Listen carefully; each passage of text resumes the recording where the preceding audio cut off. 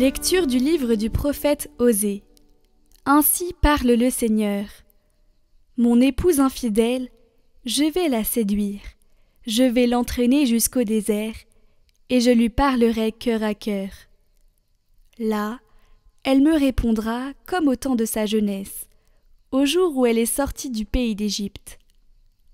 En ce jour-là, oracle du Seigneur, voici ce qui arrivera. Tu m'appelleras mon époux, et non plus mon Baal, c'est-à-dire mon maître. Je ferai de toi mon épouse pour toujours.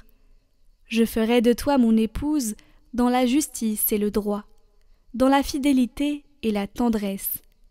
Je ferai de toi mon épouse dans la loyauté, et tu connaîtras le Seigneur.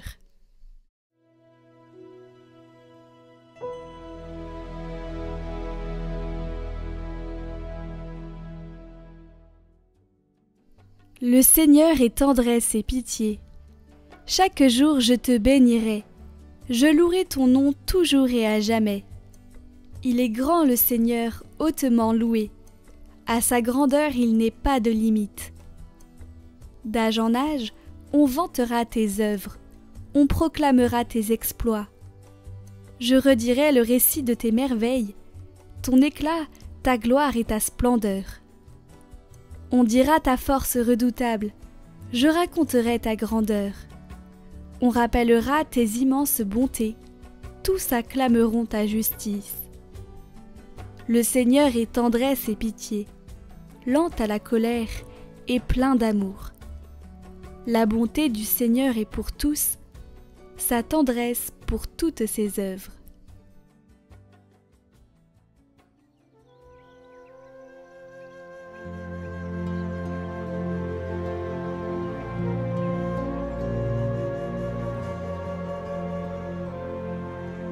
Évangile de Jésus-Christ selon saint Matthieu.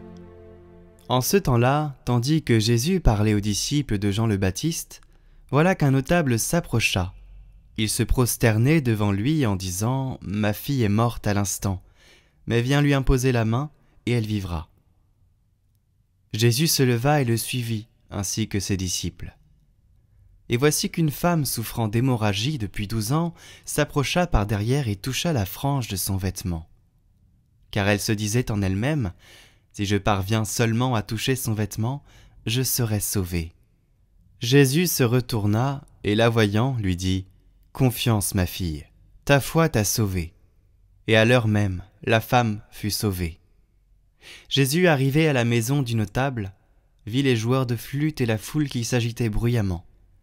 Il dit alors, « Retirez-vous, la jeune fille n'est pas morte, elle dort. » Mais on se moquait de lui.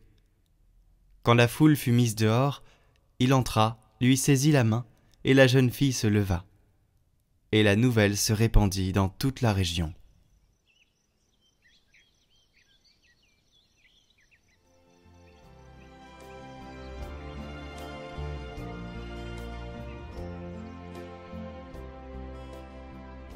Commentaire de saint Augustin. Viens lui imposer les mains et elle vivra.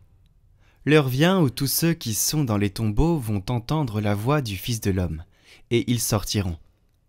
Nous voyons dans l'Évangile 3 morts ressuscités par notre Seigneur, et ce n'est pas sans raison. Les actions du Seigneur ne sont pas seulement des faits, mais aussi des signes. Nous sommes dans l'admiration devant le récit de la résurrection de Lazare.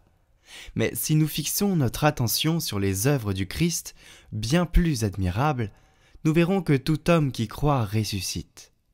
Et si nous voulons réfléchir sérieusement, nous comprendrons qu'il y a des morts bien plus affreuses, et que tout homme qui tombe dans le péché subit la mort. Tous les hommes redoutent la mort du corps, très peu la mort de l'âme. L'homme fait tout pour échapper à la mort qu'il ne peut pas éviter, et ce même homme, qui est appelé à vivre éternellement, ne fait rien pour éviter le péché. Oh, si nous pouvions réveiller les hommes de leur apathie, et nous réveiller nous-mêmes avec eux pour aimer la vie éternelle avec tant d'ardeur qu'ils aiment cette vie fugitive. Si on dit à quelqu'un de traverser les mers pour éviter la mort, va-t-il hésiter? Si on lui dit de prendre les plus grands soins pour ne pas mourir, restera-t-il les bras croisés? Voilà que Dieu nous commande les choses les plus légères pour obtenir la vie éternelle, et nous refusons d'obéir. Si donc notre Seigneur, par sa grande grâce et sa grande miséricorde, ressuscite nos âmes pour les sauver de la mort éternelle, nous avons raison de voir dans les 3 morts dont il a ressuscité les corps le symbole et la préfiguration de la résurrection des âmes opérée par la foi.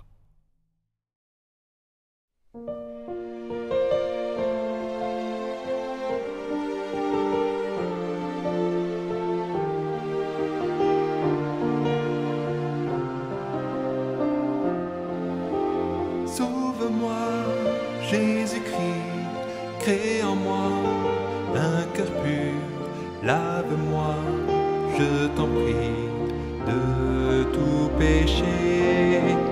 Sauve-moi, ô mon Dieu, que mon cœur soit pour toi un rayon de ta joie et de ta paix. Jésus, Fils de Dieu, agneau immolé, ton amour infini, le comble de ta vie. Jésus, Dieu sauveur, Messie rédempteur, tu as inscrit mon nom dans la splendeur du ciel. Sauve-moi, Jésus-Christ, guéris-moi de mes peurs, guide-moi dans ma vie, je te suivrai. Sauve-moi, Fils de Dieu, brûle-moi par ton feu, fortifie mon esprit, je te louerai.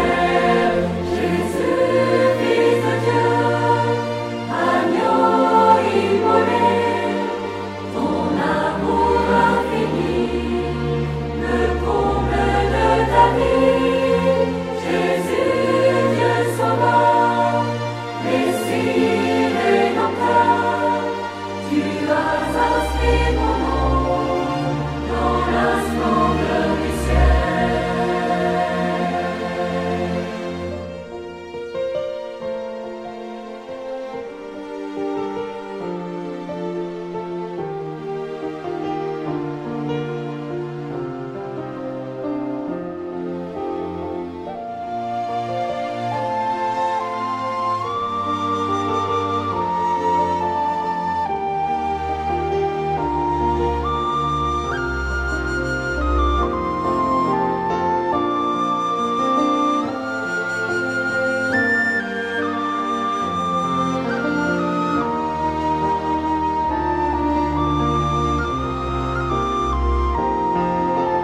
Sauve-moi, Jésus-Christ, prends mon cœur, mon esprit, remplis-moi de tes dons pour te servir.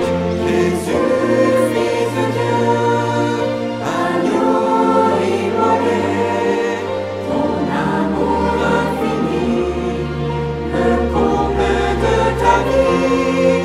Jésus, Dieu sauveur, Messie rédempteur, tu as inscrit mon nom dans la splendeur du ciel. Sauve-moi.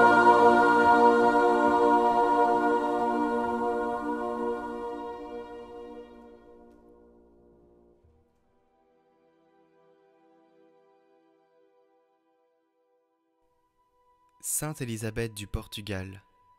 Fille du roi Pierre d'Aragon, elle épousa à 12 ans le roi Denys du Portugal, qui régna 36 ans, laissant le souvenir d'un bon souverain, talentueux et célèbre.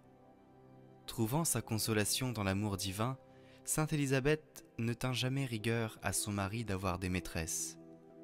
Elle éleva leurs enfants comme si c'étaient les siens. Elle resta une épouse discrète et attentive, et fut une reine excellente, ne sortant de l'ombre que lorsque son mari le désirait. Elle s'efforçait de le faire aimer de ses sujets. Par 2 fois, elle le réconcilia avec son fils Alphonse, qui avait pris des armes contre son père.